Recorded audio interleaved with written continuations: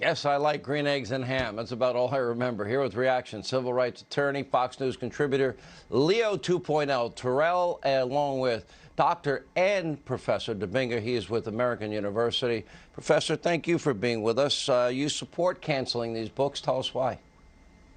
Well, thank you for having me. I definitely appreciate it. And as far as I look at it, it's not about canceling these books. It's about Dr. Maya Angelou saying, when you know better, you do better. And Dr. King saying the time is always right to do right. You support not selling it. You support this effort. So we got to just, you can be straightforward. I support the decisions of a company making a decision on its own that it didn't want to offend a group of people. So I'm all about supporting this. I've read Dr. Seuss books growing up. What specifically is in the books, though, Professor? What specifically do you object to?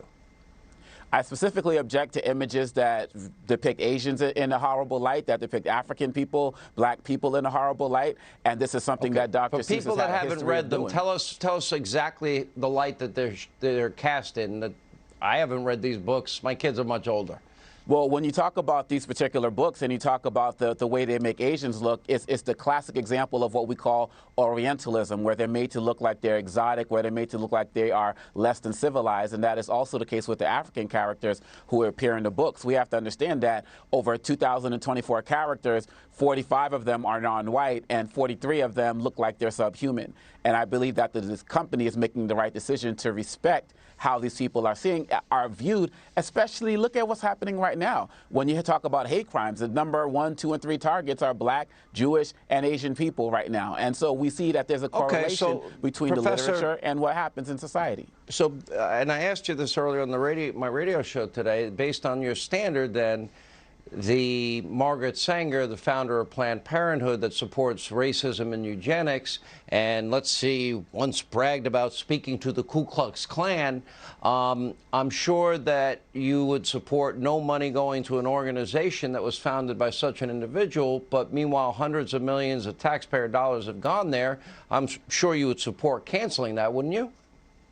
Absolutely not. The fact of the matter is we go to universities that were constructed and made by slaves. The White House was built by slaves, and now they have changed. They're doing their work to be better, be more inclusive. Or should we start destroying universities? Some of us may advocate for that. I certainly don't. I believe Planned Parenthood should stay supported in the role that it is right now. All right, like I said, let me bring in Leo Terrell. You do better. Leo. You know, I just heard rhetoric. This is a continuation of the program that we had on your radio show. This professor will not tell us who's been harmed by these books. Let me give you some historical context. As a teacher, as a civil rights lawyer who knows what discrimination is, those books are historical books. Those books talks about the weaknesses, the flaws of this country and how this country has grown. I asked you on the radio show, and I asked you on national TV. You name me one person, first and last name, who's been harmed by any of these books. You cannot do it. You talk about racism. You tell me where this racism exists. The city, the state, the person in charge. How dare you come on this program and talk about racism? Talk about these books. Now, I'll ask you right now on national TV, give me the names of the people who have been harmed by these books. First and last name, so we can find out. Because I don't think you can name them. Go ahead, name them. On TV right now. I think it was Julian Bond who said that America literally translates into there we go. Julian Bond was not heard by Dr. Seuss. Hold on, So I got a question. Wait, for you. I got facts. Professor, he asked you a fair question. Yes, it's a fair question. Is there anybody? And I'm because we just the fact of the matter is, hang on, sir. We just heard from Michelle Obama and Barack Obama. Everything you need to know, you can learn in a Dr. Seuss book. Now, Leo's asking you a question. Can you name any specific people harmed by these books? Sure. I can name the black community that has been harmed by this book. So if you're asking me if I'm going to talk about Amir Johnson, you don't say that. Do not say you do not represent the black community. Do know you're wrong. How about we talk about books like the Sneetches that talk about? You don't represent me. For you to sit here and say that is a lie. I am definitely not trying to represent you. You are right. You don't speak for the black community. I don't speak for the black community. I'm definitely not trying to represent you, but I can answer your question. You are definitely a Democratic talking point. I can answer your question. Look, you don't speak for the black community. Give me a first and last name. Look, we can go back and forth and yell all night. I didn't come here for that. Because you can't give me a name. Just like on the radio show, you got loud words, but no experience. Stop spreading racism.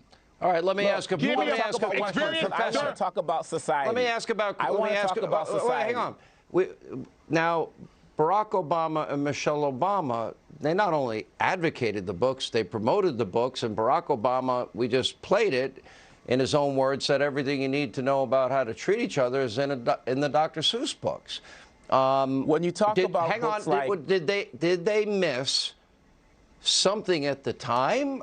Because obviously they viewed them very favorably.